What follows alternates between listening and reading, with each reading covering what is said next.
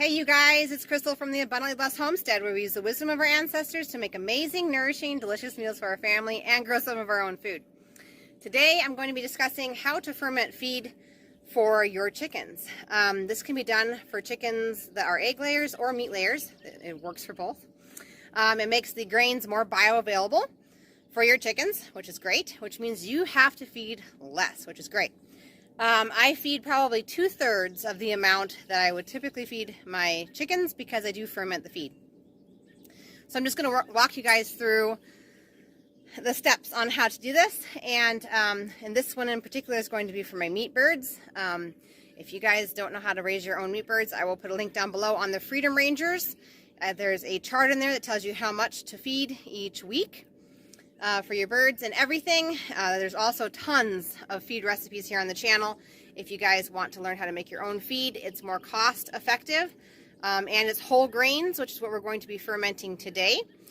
You can still ferment already ground up feed, but it is important to note that if that feed has been ground a long time ago, a lot of the oils within the seeds like flaxseed, etc., is already rancid in that feed for your animals. So just make that special note. Okay, so the first thing you must have to ferment your feed is one of these awesome filters by Boogie Brew. This is a Boogie Blue Plus filter. This is good for 40,000 gallons, and it hooks right out to your outdoor spigot and on. You go ahead and hook your hose onto this filter. This filter is going to filter out everything that makes it yucky water and make it so it's great filtered water for fermenting your feed. The next thing you're going to need is at least 3 5-gallon buckets. The reason why you want 3 is because we're going to be doing this on a 3-day cycle. So in order to use the first bucket, you will have to wait for 3 days. So you just continue to feed your feed as normal for those 3 days, but then once you get the system started, then you will empty out your first bucket that you filled and feed it, and then that same day you refill it so that it is soaking, and this bucket will then move to the end of the line, and I will not feed from this bucket again for 3 days. So it's helpful to have a number 1 written on the top of your bucket, and a number 2 and a number 3 and so on down the line with your buckets. That way you know which bucket is next. This is the product that is left. The peas have really expanded in size. Just all of the grains have really expanded, and this is ready to feed. So because this feed is wet, we cannot put this in a feeder for the chickens. You could do a trough style feeder, but obviously a automatic feeder is not an option in this case. And so what I do is I just take a scoop and I just spread the feed all over the ground, and the chickens just peck at it, but you sure could use a trough style feeder if you would like. Okay, so the next step requires a big industrial size shipping scale, and we simply take your 5-gallon bucket, put it on the scale, tear it out so it's to 0, and then you measure out however much feed you're going to be fermenting for the next time you go to feed. And like I said, this can be used for egg layers or meat birds.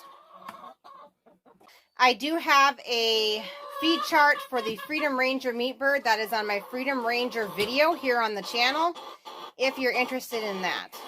Okay, so I have measured out the dry grain, and we're going to go ahead and take this back over to the hose.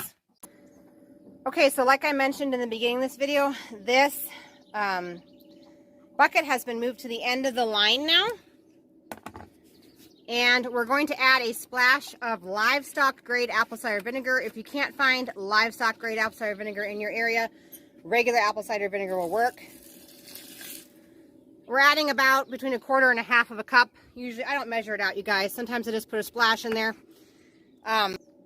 Anyway, and now with the apple cider vinegar added, we're going to go ahead and add our filtered water to the top of the grains. So at first, the grains are going to soak all of this water up.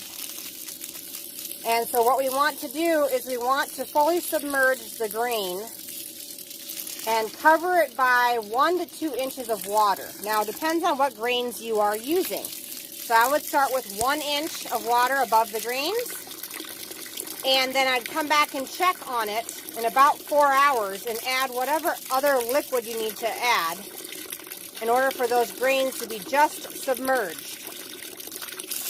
Then once you are at that line where the grains have expanded and the water line is just over the grain, you could take a permanent marker and make a line on the side of the bucket. I obviously have not, but you can kind of see that this is going to expand up to here. And so I'm going to have to come back and add some more water. This dirtiness is obviously feed that's been left over, but it's clean because it comes to here every single day that we fill it on up.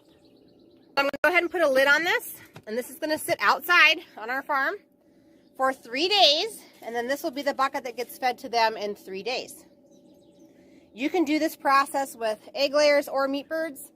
As far as egg layers go, I would just start cutting the feed in half and fermenting it, and then see how your birds do with that amount of feed. If you notice that your eggs go drastically down, then go ahead and increase the amount of feed inside your bucket that you're fermenting, just slowly until you get the same amount of eggs that you normally do with as little as feed as possible.